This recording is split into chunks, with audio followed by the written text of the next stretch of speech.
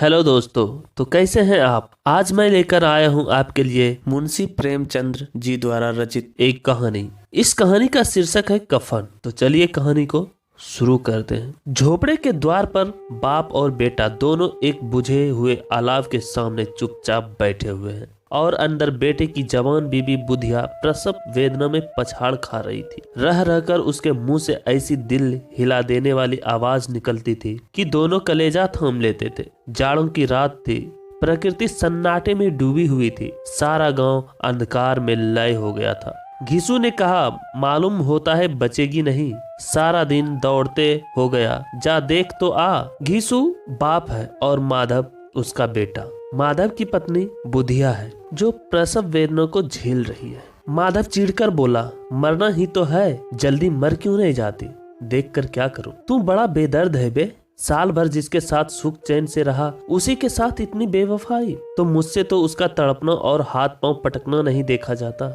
चमारों का कुनबा था और सारे गांव में बदनाम। घीसू एक दिन काम करता तो 3 दिन आराम करता। माधव इतना काम चोर था कि आधा घंटा काम करता तो घंटे भर चिलम पीता, इसलिए उन्हें कहीं मजदूरी नहीं मिलती थी।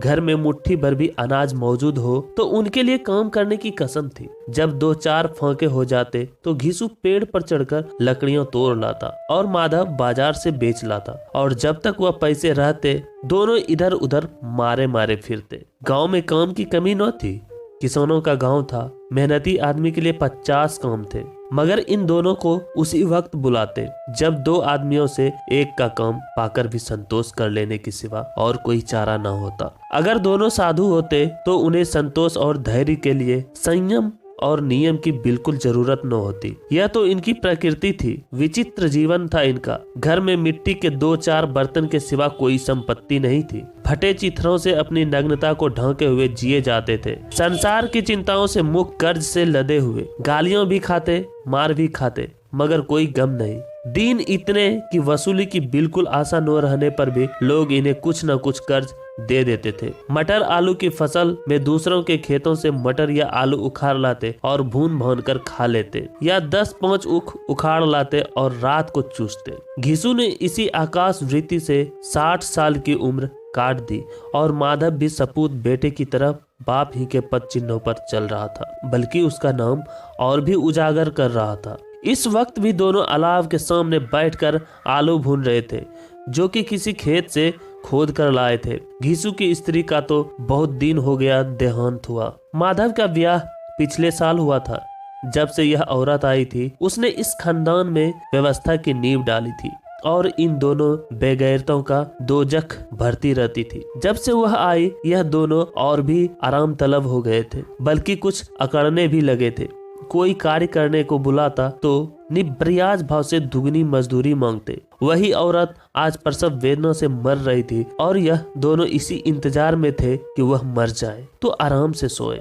घीसू ने आलू निकालकर छीलते हुए कहा, जाकर देख तो क्या दशा है उसकी, चुड़ैल का फिसाद होगा और क्या। यहाँ तो ओझा भी 1 रुपया मांगता है। माधव को भय था कि वह कोठरी में गया तो घीसू आलवों का बड़ा भाग साफ कर देगा। बोला, मुझे वहाँ जाते डर लगता है। डर किस बात का है, मैं तो यही हूँ ना, तो तुम ही जाकर देखो ना। मेरी औरत जब मरी थी तो मैं 3 दिन तक उसके पास से हिला तक नहीं, और फिर मुझसे लजाएगी कि नहीं, जिसका कभी मुंह नहीं देखा आज उसका उघड़ा हुआ बदन देखूं, उसे तन की सुध भी न होगी। मुझे देख लेगी तो खुलकर हाथ पांव भी नहीं पटक सकेगी। मैं सोचता हूँ कोई बाल बच्चा हुआ तो क्या होगा। सौंठ, गुड़, तेल कुछ भी तो नहीं है घर में, सब कुछ आ जाएगा, भगवान दे तो। जो लोग अभी 1 पैसा नहीं दे रहे हैं वे ही कल बुलाकर रुपये देंगे। मेरे 9 लड़के हुए, घर में कभी कुछ न था, मगर भगवान ने किसी न किसी तरह बेड़ा पार ही लगाया। जिस समाज में रात दिन मेहनत करने वालों की हालत उनकी हालत से कुछ बहुत अच्छी न थी, जो किसानों की दुर्बलताओं से लाभ उठाना जानते थे, कहीं ज्यादा संपन्न थे, वहाँ इस तरह की मनोवृत्ति का पैदा हो जाना कोई अचरज की बात न थी। हम तो कहेंगे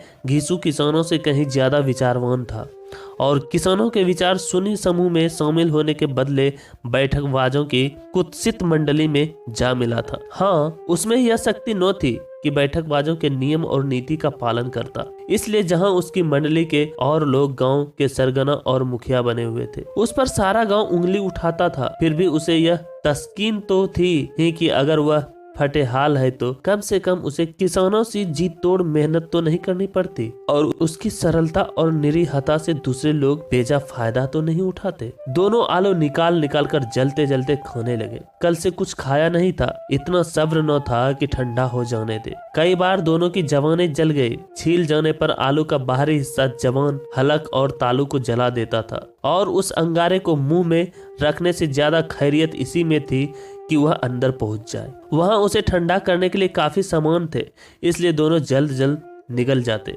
हालांकि इस कोशिश में उनकी आंखों से आंसू निकल जाते। घीसू को उस वक्त ठाकुर की बारात याद आई, जिसमें 20 साल पहले वह गया था। उस दावत में से उसे जो तृप्ति मिली थी वह उसके जीवन में याद रखने लायक बात थी, और आज भी उसकी याद ताजी थी। बोला वह भोज नहीं भूलता। तब से फिर उस तरह का खाना और भरपेट नहीं मिला। लड़की वालों ने सबको भरपेट पूड़ियां खिलाई थी। सबको, छोटे बड़े सबने पूड़ियां खाई, और असली घी की चटनी, रायता, 3 तरह के सूखे साग, एक रसेदार तरकारी, दही, चटनी, मिठाई। अब क्या बताऊं कि उस भोज में क्या स्वाद मिला। कोई रोक टोक नहीं थी। जो चीज चाहो मांगो, जितना चाहो खाओ। लोगों ने ऐसा खाया कि किसी से पानी न पिया गया। मगर परोसने वाले हैं कि पत्तल में गर्म गर्म गोल गोल सुवासित कचौड़ियां डाल देते हैं। मना करते हैं कि नहीं चाहिए। पत्तल पर हाथ रोके हुए हैं, मगर वह है कि दिए जाते हैं। और जब सबने मुंह धो लिया तो पान इलायची भी मिली, मगर मुझे पान लेने की कहाँ सूझ थी। खड़ा हुआ न जाता था। चटपट जाकर अपने कम्बल पर लेट गया। ऐसा दिल दरिया था वह ठाकुर। माधव ने इन पदार्थों का मन ही मन मजा लेते हुए कहा, अब हमें कोई ऐसी भोज नहीं खिलाता, अब कोई क्या खिलाएगा। वह जमाना दूसरा था। अब तो सबको किफायत सूझती है। शादी ब्याह में मत खर्च करो, क्रियाक्रम में मत खर्च करो। पूछो गरीबों का माल बटोर बटोर कर कहाँ रखोगे। बटोरने में तो कमी नहीं है, हाँ खर्च में किफायत सूझती है। तुमने एक 20 पूड़ियां तो खाई होगी। 20 से ज्यादा खाई थी। मैं 50 खा जाता। 50 से कम मैंने 9 खाई होगी। अच्छा पका था। तू तो मेरा आधा भी नहीं है। आलू खाकर दोनों ने पानी पिया, और वहीं अलाव के सामने अपनी धोतियां ओढ़कर पांव पेट में डाले सो रहे, जैसे 2 बड़े अजगर गेड़ू लिया मारे पड़े हो। और बुधिया अभी तक करा रही थी। सवेरे माधव ने कोठरी में जाकर देखा तो उसकी स्त्री ठंडी हो गई। उसके मुंह पर मक्खियां भिनक रही थी। पथराई हुई आंखें ऊपर टंगी हुई थी। सारी देह धूल से लथपथ हो रही थी। उसके पेट में बच्चा मर गया था। माधव भागा हुआ घीसू के पास आया। फिर दोनों जोर जोर से हाय हाय करने और छाती पीटने लगे।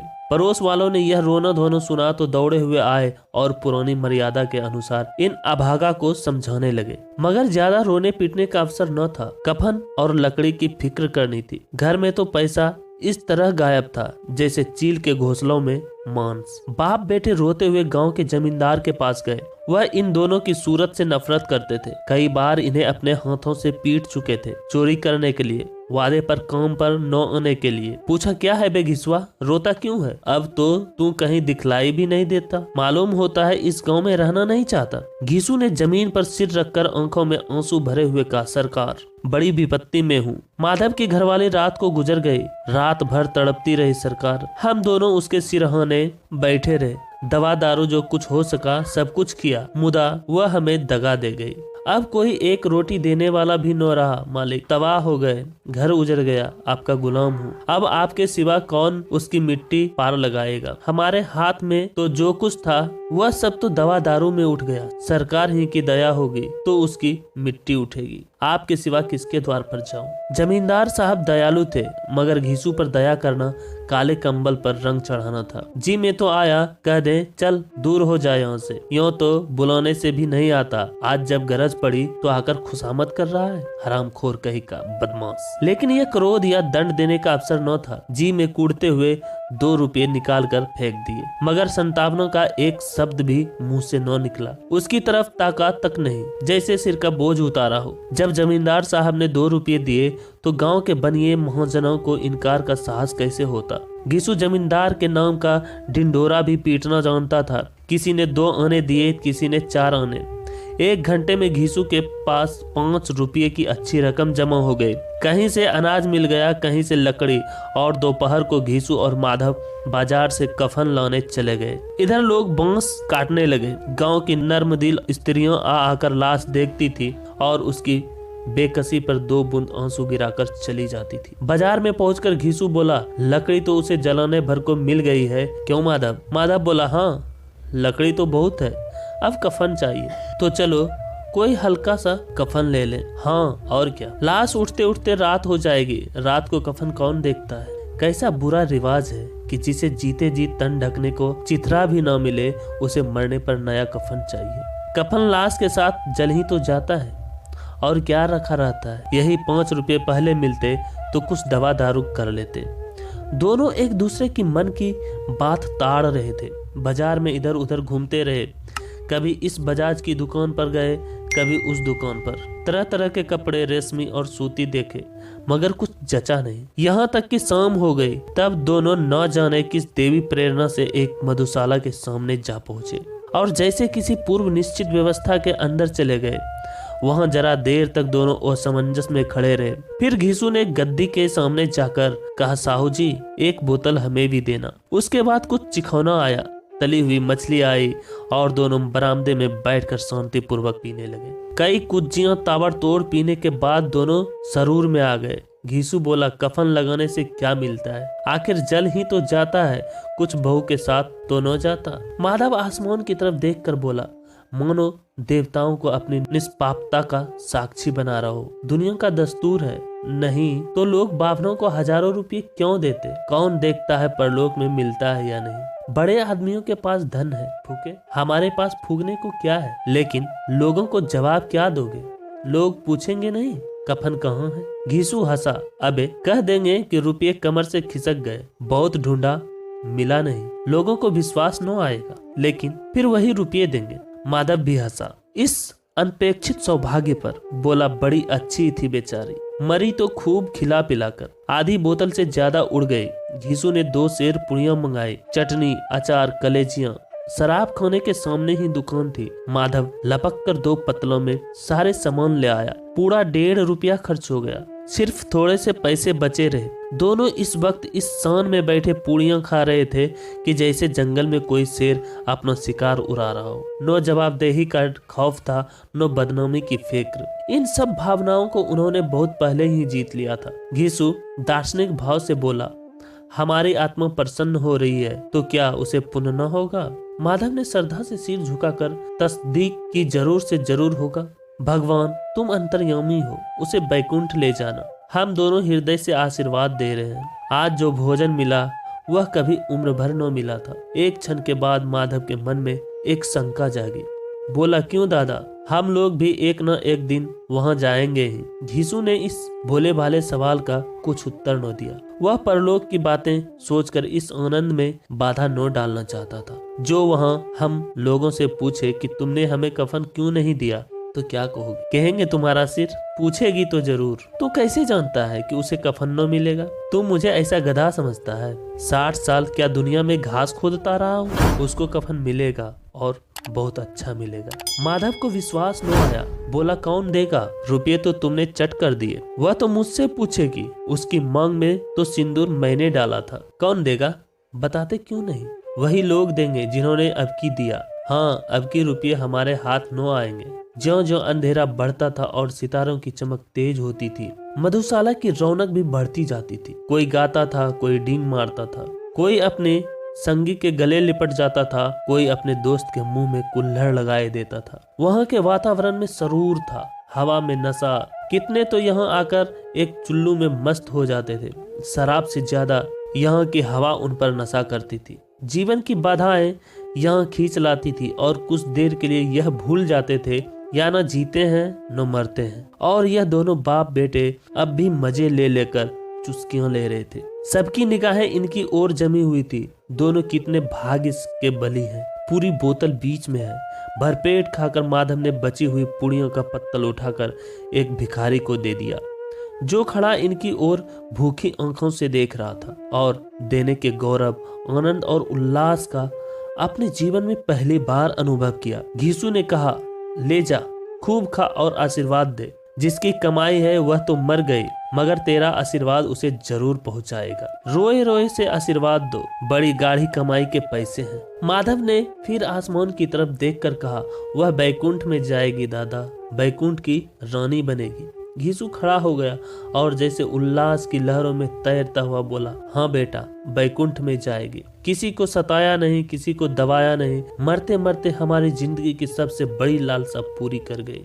वह नौ बैकुंठ जाएगी तो क्या ये मोटे मोटे लोग जाएंगे जो गरीबों को दोनों हाथों से लूटते हैं और अपने पाप को धोने के लिए गंगा में नहाते हैं और मंदिरों में जल चढ़ाते हैं। श्रद्धालुता का यह रंग तुरंत ही बदल गया और स्थिरता नशे की खासियत है। दुख और निराशा का दौरा हुआ। माधव बोला, मगर दादा, बेचारी ने जिंदगी में बड़ा दुख भोगा, कितना दुख झेल कर मरी। वह आंखों पर हाथ रखकर रोने लगा, चीखे मार मार कर। घीसू ने समझाया, क्यों रोता है बेटा, खुश हो कि वह माया जाल से मुक्त हो गई, जंजाल से छूट गई। बड़ी भाग्यवान थी जो इतनी जल्दी माया मोह के बंधन तोड़ दिए। और दोनों खड़े होकर गाने लगे, ठगिनी क्यों नैना झमकावे ठगिनी।